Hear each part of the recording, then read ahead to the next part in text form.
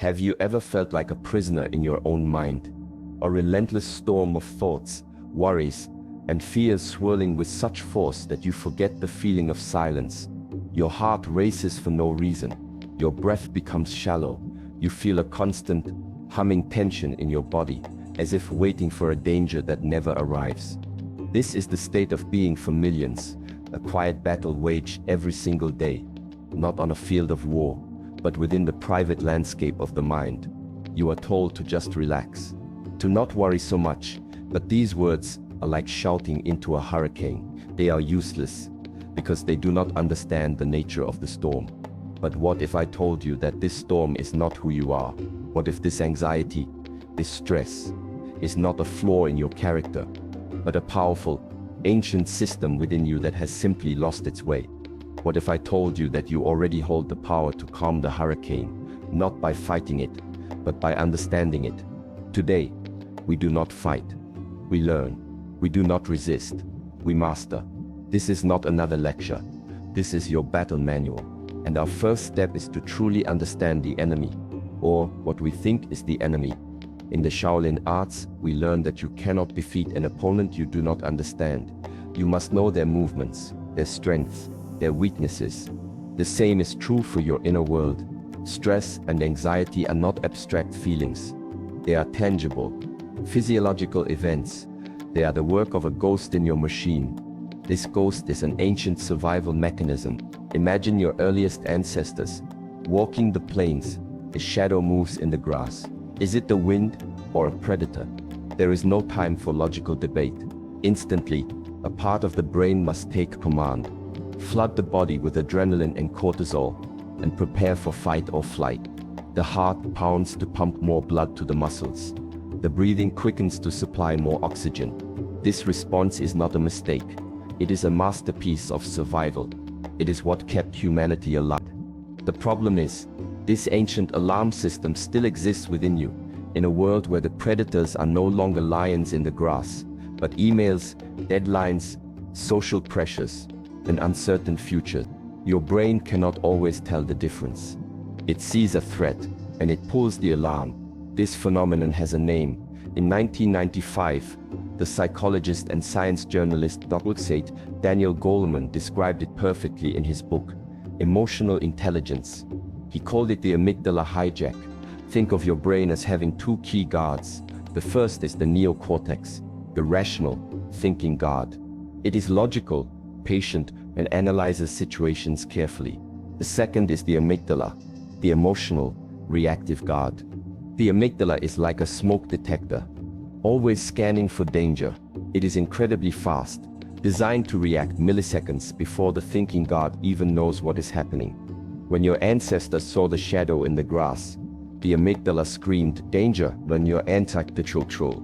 It hijacked the brain's response system before the neocortex had a chance to say, "Let's analyze the shape of that shadow." This saved your ancestor's life. But today, when your boss sends you a vague email that says we need to talk, your amygdala sees the same level of threat. It cannot distinguish between a physical lion and an emotional threat to your security or self-esteem. It hijacks your rational brain. Suddenly, your heart is pounding, your palms are sweating, and you are running through 1,000 worst-case scenarios. Your logical neocortex is temporarily shut down, held hostage by an ancient guard that is simply trying to protect you, but is using outdated information. This is not a weakness. I want you to hear this. Your anxiety is not a sign that you are broken. It is a sign that a deeply ingrained, powerful part of you is trying, desperately, to keep you safe. The system is working perfectly. It is just working on the wrong problem. It is a ghost from a past world, haunting the machinery of your modern mind. The first step to freedom is not to exorcise this ghost. You cannot. It is a part of you. The first step is to see it for what it is, a misguided guardian, an oversensitive alarm. Once you understand that its intention is to protect you, you can stop fighting it as an enemy and start training it as an ally. You can learn to thank it for the warning, and then let your rational mind, the wise master of the house, take back control. And that is where our real training begins. Now that we have identified the ghost, We must learn to build a space it cannot control. We will forge an inner fortress. Now that we have identified this ghost, this ancient, overprotective god, we must understand the ground on which it operates. The battlefield is not the outside world. It is not your job, your relationships, or your finances. Those are merely the triggers. The true battlefield is your mind. Your mind can be a beautiful garden or a raging war zone. The choice is determined not by what enters it, but by how you engage with what is already there. For most, the mind is a chaotic place because we make a fundamental mistake. We believe we are our thoughts. If a thought of fear appears, we become fearful. If a thought of failure appears, we become a failure. We fuse our identity with the random, electrical weather patterns of the brain. But the greatest discovery one can make on the path to self-mastery is this: you are not the storm. You are the sky. Thoughts, feelings, and sensations will pass through you like clouds, but they are not you. You are the vast, open, silent awareness that witnesses them. This is the foundation of your inner fortress, the ability to create a space between you and your thoughts. Imagine you are sitting by a river. Each thought is a leaf floating on the current, a memory of the past, a worry about the future, a judgment about yourself. For years, you have been jumping into the river, grabbing onto every leaf, getting swept away by the current. The practice of mastery is to simply sit on the bank, to watch the leaves float by. You notice them, you acknowledge them. There is a leaf of worry, there is a leaf of anger, and you let them go. You do not judge the leaf. You do not try to stop the river. You simply watch. At first, this will feel impossible. The river is strong, and the habit of jumping in is deeply ingrained. But with practice, you begin to build a new mental muscle. And this is not just a poetic metaphor. This is verifiable neuroscience. For decades, neuroscientists believed the adult brain was largely fixed. But a field called neuroplasticity has proven that is not true. Your brain changes its physical structure and function based on your thoughts and experiences. And one of the most powerful ways to direct this change is through practices like mindfulness and meditation. Dr. Richard Davidson, a renowned neuroscientist at the University of Wisconsin-Madison, has spent years studying the brains of expert meditators, including Buddhist monks. His research, using advanced fMRI and EEG technology, has shown something remarkable. Consistent mental training, like the practice of observing your thoughts, physically changes your brain. Specifically, he found that this practice strengthens the neural pathways to the prefrontal cortex, your rational, wise god. At the same time, it weakens the connections to the amygdala, your reactive, emotional god. Let me say that again. You can physically rewire your brain to become less reactive and more intentional. Every time you choose to observe a thought instead of becoming it, you are, quite literally, forging your inner fortress. You are laying down new neural pathways. You are turning a dirt path of awareness into a superhighway of calm, conscious control. This is the modern science that confirms the ancient wisdom. The mind can be trained. Your peace can be built. So, how do we begin? With a single, conscious breath. Right now, as you are listening, simply bring your awareness to your breath. Don't change it. Just feel the sensation of the air entering your body, and the sensation of it leaving. When a thought comes, and it will simply notice it, like a leaf on the river, and gently guide your attention back to your breath. This simple act is your first tool, your first stone laid in the walls of your fortress. It is the beginning of reclaiming your territory. But to master the battlefield, we need more than just a strong defense. We need tools to actively navigate the challenges of modern life. We need an arsenal, and the Shaolin tradition provides us with some of the most effective weapons ever devised. Welcome to your armory. An arsenal is not meant to be complicated. The best tools are simple, reliable, and effective under pressure. The techniques I am about to share with you are not just for a quiet room on a meditation cushion. They are for the heat of the moment, before a difficult conversation, in the middle of a stressful workday, or when you wake up at 3 a.m. with your mind racing. These are your weapons for modern warfare. Weapon 1. The breath of power. Our first and most powerful weapon is always with us. It is the breath, but we have forgotten how to use it. When anxiety takes hold, our breathing becomes shallow, rapid, and locked in the chest. This signals to our nervous system that the danger is real, creating a vicious feedback loop. We will break this loop. The technique is simple. It is sometimes called box breathing or four-square breathing. You can do it right now, without anyone even noticing. First, gently exhale all the air from your lungs. Then, inhale slowly through your nose for a count of 4. Hold the breath in for a count of 4. Then, exhale slowly and completely through your mouth for a count of 4. And finally, hold the breath out for a count of 4. That is one cycle. Repeat this 4 or 5 times, and notice what happens. This is more than just a calming trick. You are performing a targeted biological intervention on your own nervous system. Inside your body, there is a remarkable pathway called the vagus nerve.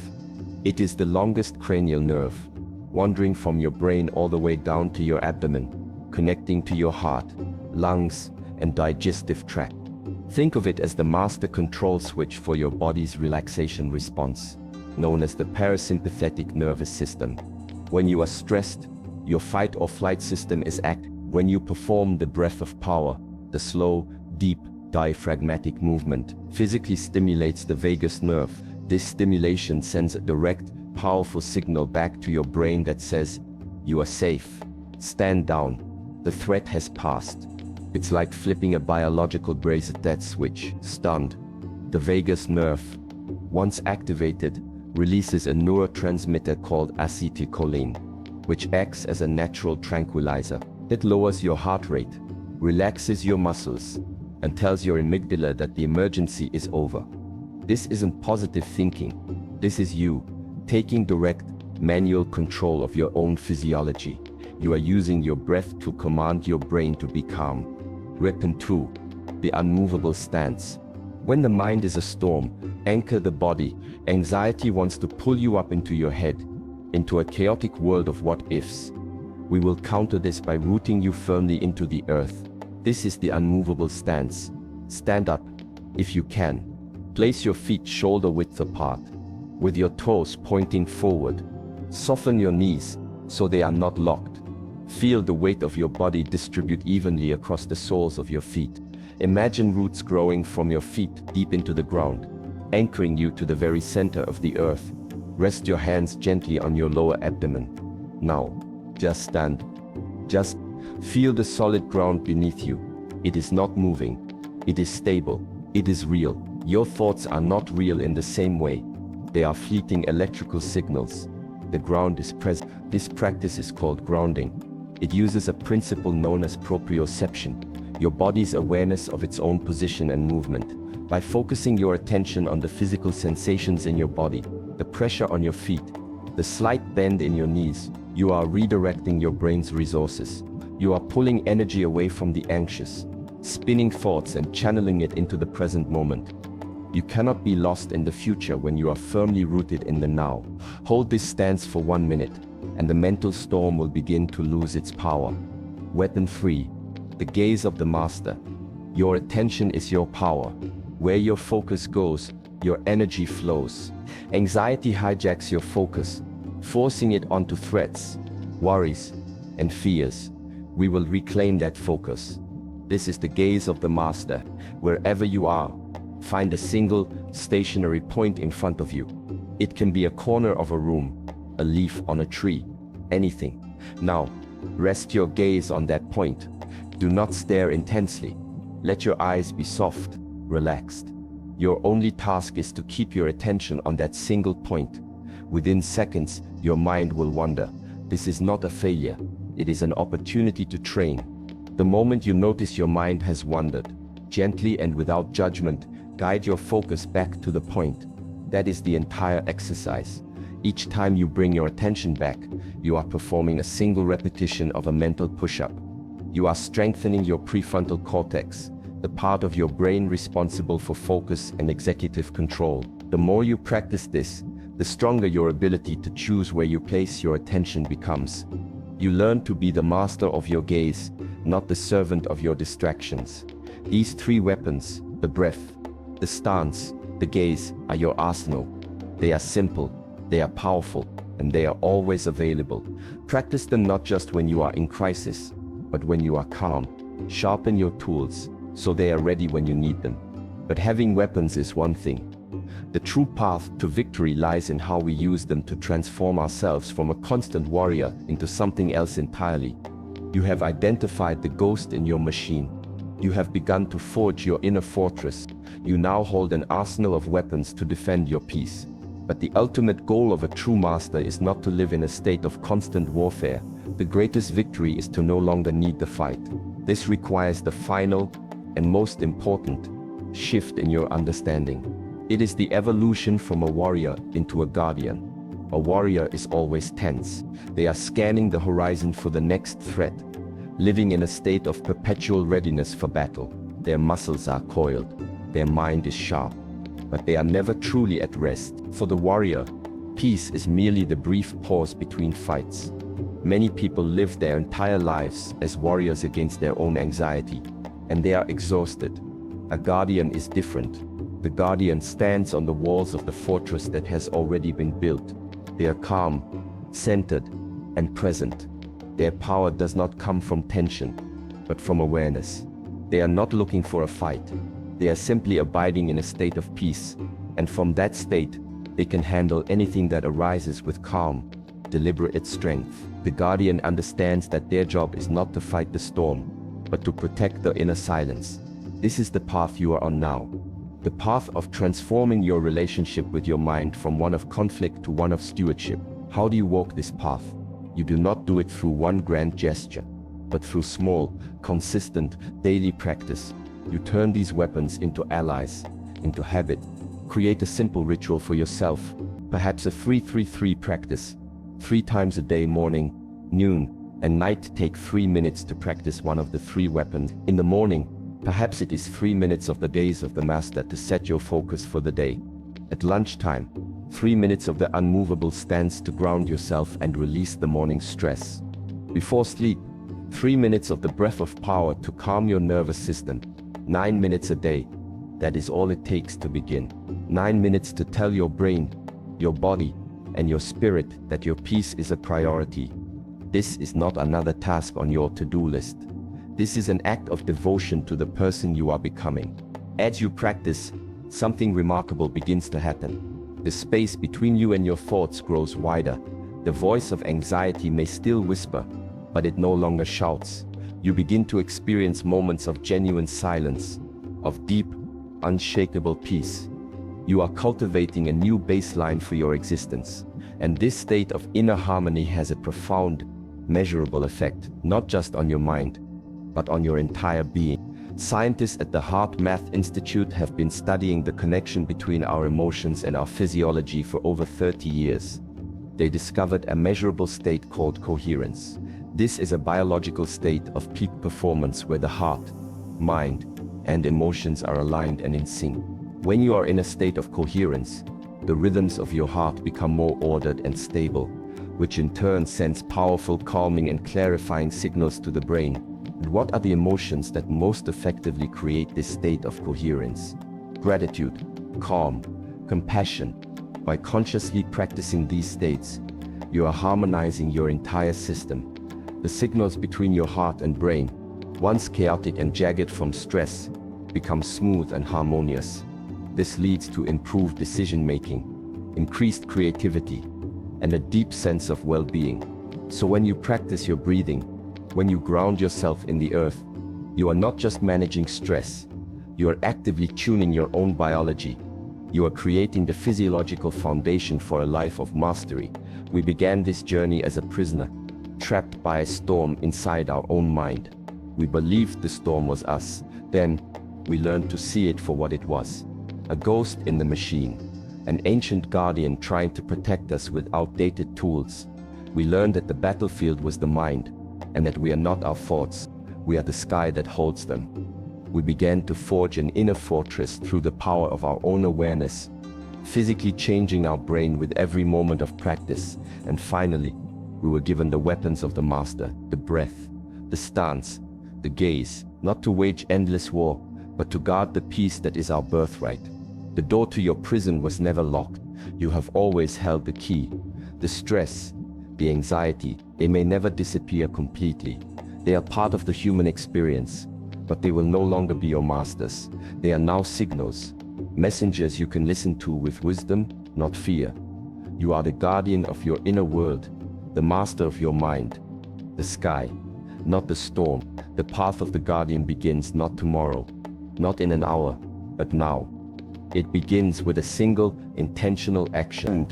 The first conscious breath you take after this video ends, the first moment you choose to feel your feet on the floor when worry arises, that is the beginning of everything. So I leave you with this. Of the tools you have been given today, which one will you make your ally first?